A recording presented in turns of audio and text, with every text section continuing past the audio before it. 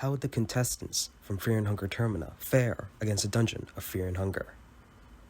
Up first is Dan, and Dan is pretty interesting since his parents were Sylvian worshippers, and since he has personal experience worshipping Sylvian, I see him using that to his advantage. Of course, it's not going to be something he does immediately because he has a lot of trauma related to it, but I can see at some point him going to the backyard to the other bunny worshippers and worshipping Sylvian there as a way to survive. His medical skills also come in extremely handy. Being able to cure most ailments that would be lethal during this time would be very useful. I can also see him pairing up incredibly well with Olivia if they were to go into the dungeon together. With Olivia's knowledge on bot and Dan's knowledge of medicine, they'd be a very powerful duo, being able to cure most, if not all, ailments they would come across within the dungeon. Of course, this ignores one of Dan's most major problems.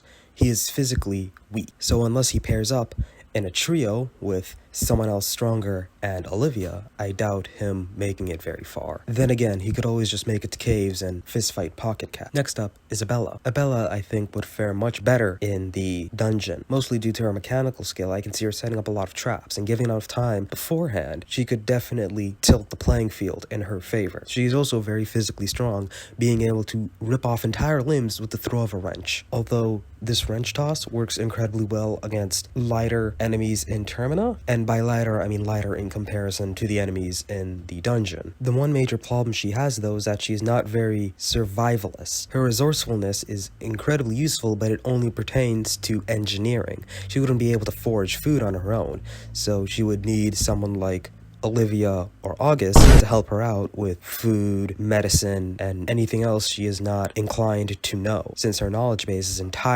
almost entirely, on engineering. Next up is Osa. Osa's the easiest. He is a yellow mage. There are yellow mages in the dungeon. He's also been in the dungeon before, so going back to the dungeon when it was more in shape would be a walk in the park for him. You can also see him coming across Nashra again while he was not burnt to ash, and the two of them just raining terror on everything within the dungeon. Osa is the only one I can see basically guaranteed to make it to the ancient city of Mahabharata, and I think he'd be happy there, just living in the ancient city for the rest of his life. After that is Olivia. Olivia is not going to go in the dungeon.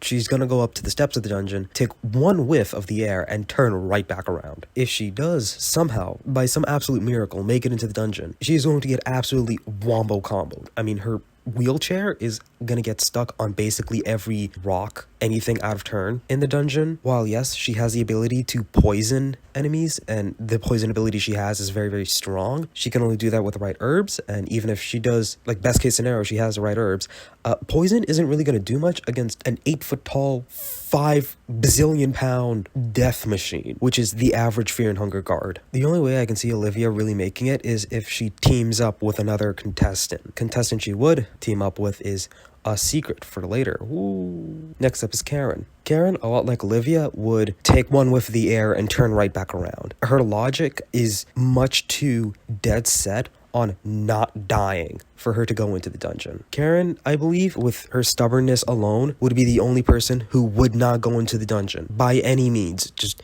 she would never end up in there. At least Olivia does have something that motivates her to do incredibly risky things, which is her sister, but Karen doesn't really have that. There's no legitimate reason for her to go into the dungeon. I see Karen less as someone who would be going into the dungeon and more of someone at the entrance of the dungeon giving aid to people who are coming in and out. If anything, I could see Karen setting up a little base at the outside of the dungeon to help explorers go in, map out the area, fight off the guards, and slowly but surely make their way through the dungeon. Next up is Pav. Pav is going to go in there and die immediately.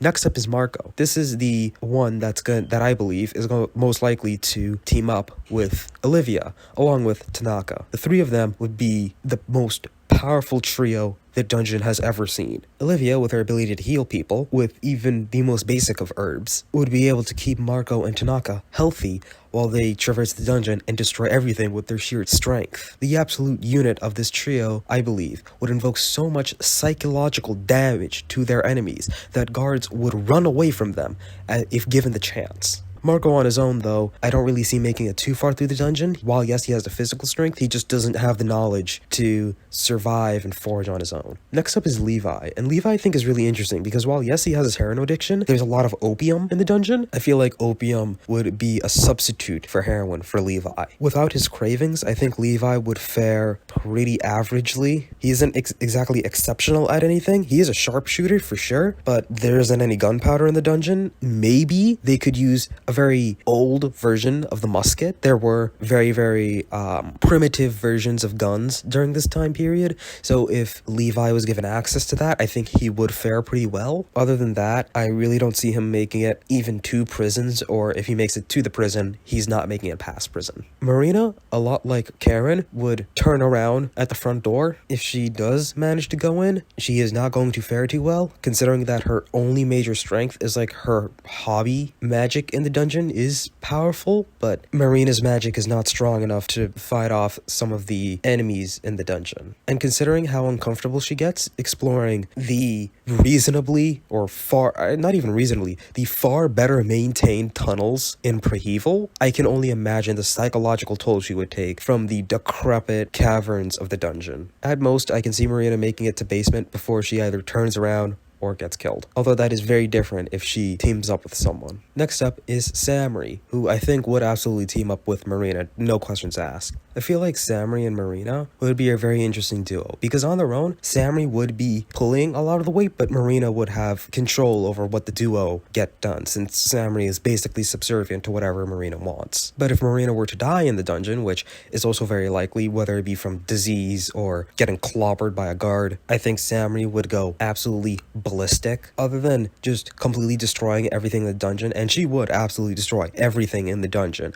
She would go room by room, executing every guard she saw. She scrapped Crowmauler, win. She would wrench the God of the Depth's mouth open and go inside, straight through the entire gauntlet, square up to Gorgoroth, win, look at the true form of Gorgoroth, not lose her mind because she's just built like that, then go back out through the God of the Depths, back out of the bloated corpse of that old god, go through the ancient city of Mahabre, slaughter everything, go into the past to kill it all again, square up to Francois, rip him to shreds with her bare hands, because once again, she's just built like that, sit on the throne, not lose her mind, because like I said, she is just built like that, go to the void, see the god version of herself, kill that too, and then twist Lagarde's head off like a bottle cap. Other than that, she would also mourn the death of Marina, probably, and after her massacre through the dungeon, she would leave a changed person, probably with some new perspectives, and a whole lot of blood on her hands, and a very empty dungeon, of course. Next up is Tanaka. Tanaka, I think, wouldn't really deal with much, since he could stare down any enemy in the dungeon and inflict fear that they have never known. There may be a god of fear and hunger, but Tanaka is the god of fear itself. Tanaka and Marco would be an incredibly powerful duo, since the sheer psychological strength of their death stare, their death glare even, death side-eye, if you may, would eviscerate the desire to cause any damage to the two in any enemy. Next up is Heinrich. Heinrich